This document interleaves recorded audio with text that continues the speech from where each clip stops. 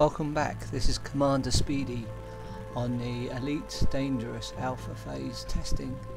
I'm returning back to this game to actually talk about a few things I've noticed and a few things that those who are interested in buying the game might be interested in. Now, whilst the screen is loading, I can now confirm that this screen and the ship spinning is just a video.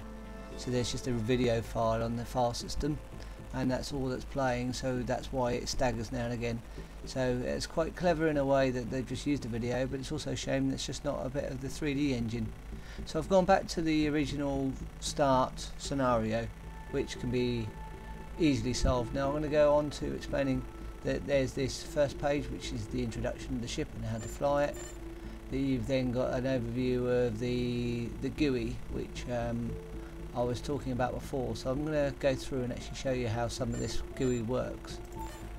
So I'm also hoping now that I've got the recording going from Fraps, you can actually see the quality of the graphics here. I've dropped it down to HD, so I've dropped it down to 1280 720, so not quite the full definition that you wanted, but my monitor runs at 16900, so it's not quite there. So if I just move around space, I think you'll be pretty convinced that these graphics are beautiful in terms of the asteroids, etc.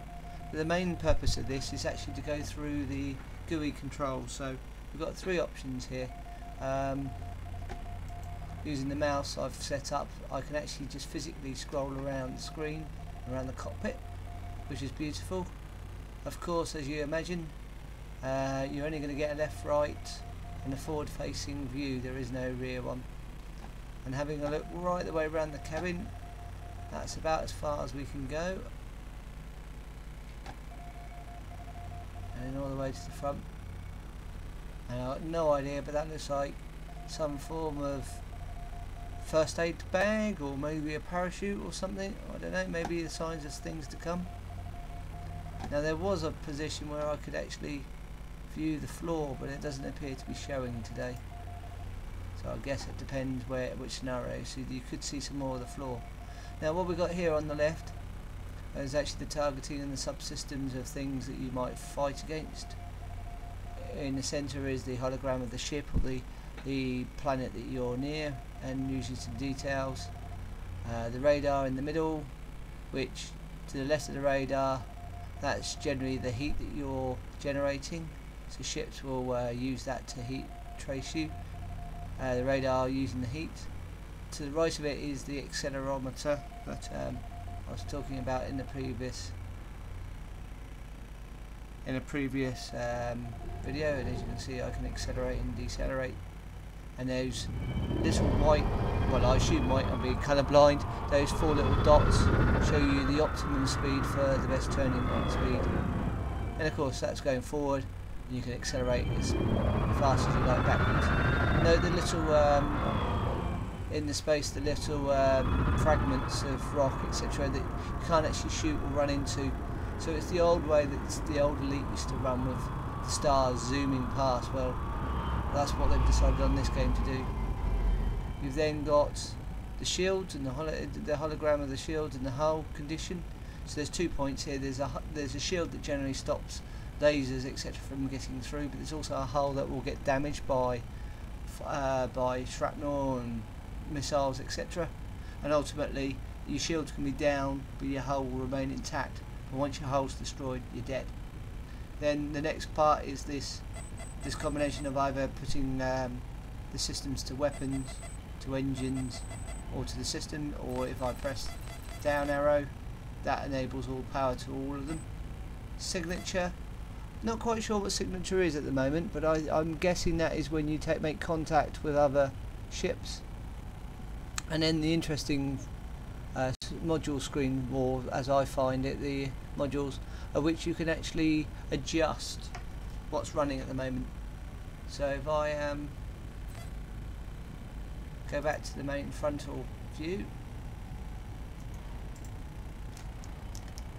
and press 3, we can actually adjust these. So I can turn the drives off, I can turn the shield generator off, I can turn life support off, And as you'll notice, as I'm turning these off, the power usage and the total heat generated drops. So I can turn on and off the weapons, the power distribution and the sensor suite. So if I now go and look at the front, you'll notice that if I slow the ship to 0, there's no heat. I'm on 1%, and as you'll note, all the ice is nicely gathering, and the game is conveniently showing me that I'm running out of oxygen, which is not a good thing to do. So let's go back to these systems. So we can turn on life support, that's pretty useful, and the power distribution. I'm not going to leave sensors on for now, and I'm going to go back to facing the front. Now you'll notice that the heat, there is no real heat, and I'll accelerate. But you notice I can accelerate, but it's at a very tiny amount, 15, whatever that is, newtons I guess. But there's actually a mode called, so if I now bring that to 0, we'll come to complete stop. We're at complete stop, and I move and roll. However, if I now press my remove tactical computer for flying, or the help, if I now roll, I've now let go of the joystick, and it continues rolling. And if I accelerate, the power then stops. I'm on a 5, and I'm actually flying forwards. So I can roll forwards and I can roll backwards. So I'm actually flying, but not actually generating any kind of heat whatsoever. And a lot of people have been talking about this, the stealth mode, on learning how to fly under stealth so you can sneak up. So basically, if you're not emitting any kind of heat, you're regarded like an asteroid, so you're not really going to show up on a sensor. So the idea is to sneak up against your opponents and take them out. As you can see, the ice is gaining and forming a lot thicker on the outside. I'm not going to be able to see soon. So I'm going to go back to turning on my drives. So by turning on my drives, you will have noticed the total usage will now go up to 64%. And now when I hit acceleration, I'm now flying 136 units, but I'm drifting all over the place in space because I have not turned on the computer control or the computer assist. So as soon as I do, everything becomes more normal. It's far easier to fly. But there are some tactics that people are using to turn the assist off in the computer to actually, like I say, sneak up. So the idea is you're not spending any energy and heat or flying in this mechanism. Right. I'm getting sick of that mode. That's quite sickly. The other thing I love about this is I've noticed, we come and find some asteroids nearby, and as you notice, as I'm heating up the cockpit 20%, the ice is disappearing. What I like is if I go and deploy my weapons and start shooting, if you watch in the distance, when you are close enough, the bullets will actually hit the asteroids at the different lengths and the different times as you would expect, depending on how far away they are from each of the asteroids, which I just love. So if you follow, if I shoot now, you've got the front asteroid and then the one in the back, and it takes a little bit longer. I just think that's really, really smart. Someone asked whether you can land on asteroids. Not really, but the closest we can get to the asteroids landing, here we go.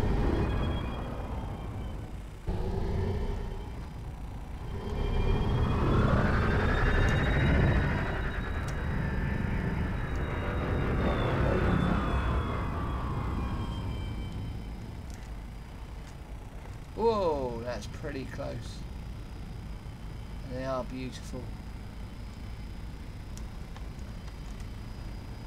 So if I swing that round, of course, as you imagine, you get a nice warning. If I try and land on that, there we go, my shields are up. and I'm pretty much close to it, and you would think I was on it, but actually I'm not. I'm nowhere near it. You just bounce off with your shields and with your hull.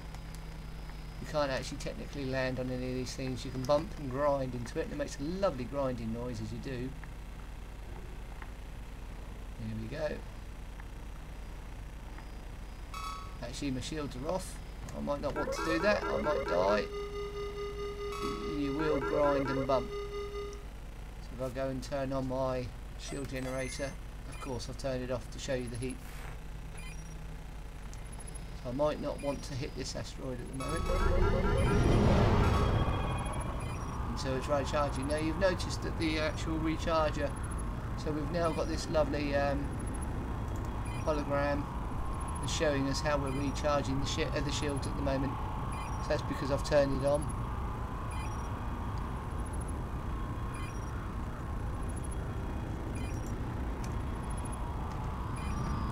I'll swing that right round.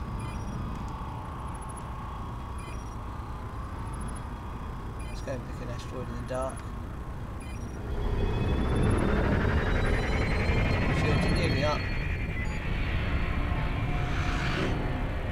The shields are now fully recovered. You notice the light source shining through the asteroids, which again I thought was beautiful when I first saw this game, which you would expect from any kind of decent game nowadays, with the graphics cards capable of doing all these light casting and shadow casting. But even so, I still find it very impressive. Right, so let's go and join up with an asteroid now. See the lovely grinding noises.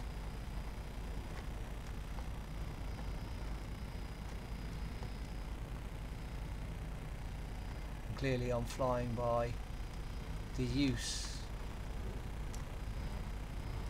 of the engine computer.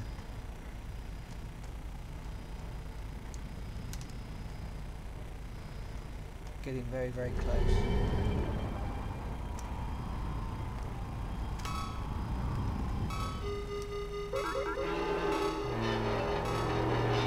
There you go, no speed.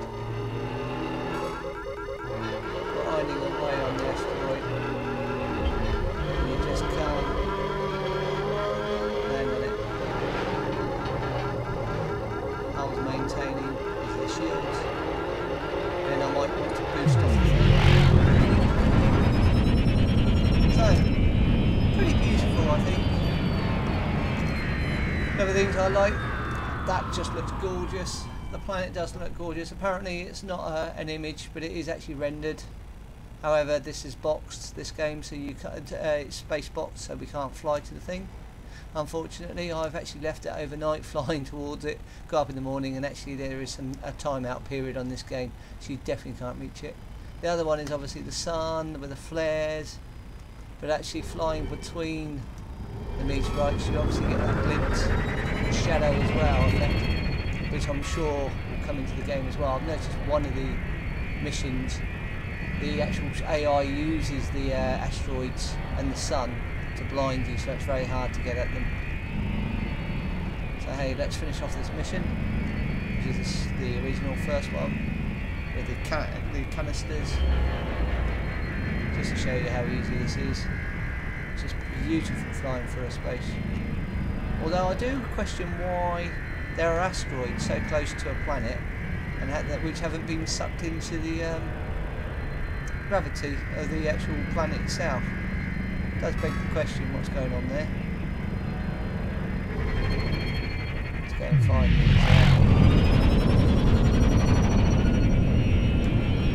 the space canisters, wherever they are.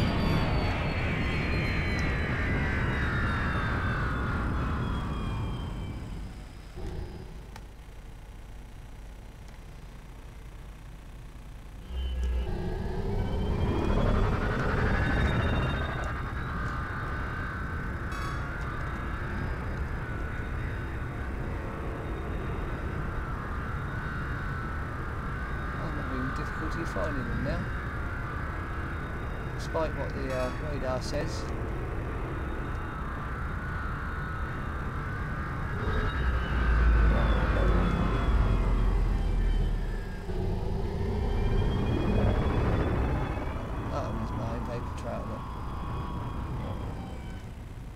So I'll call this the end for now. What else could I show you? I've shown you flying through without the aid of the computer help. I think that's pretty much it. I'm done here. I hope that helps. Oh yes, at the top, the comms and the info. So when some of the games, the scenarios, you will see some chatter from the comms and some info popping up as well. So yes, that's just the other feature. Again, looking up from the space station is beautiful. You'll notice there's a light source that's shining in through the glass as well. So clearly that there's a lot of light bouncing around in here, lots of effects. Just beautiful. And I'm not even on the latest graphics card right now. I'm only on a GeForce 285. So if I had a more powerful card, I'd be. I imagine that the anti-aliasing and everything else is even better. Okay, well this is Commander Speedy signing off.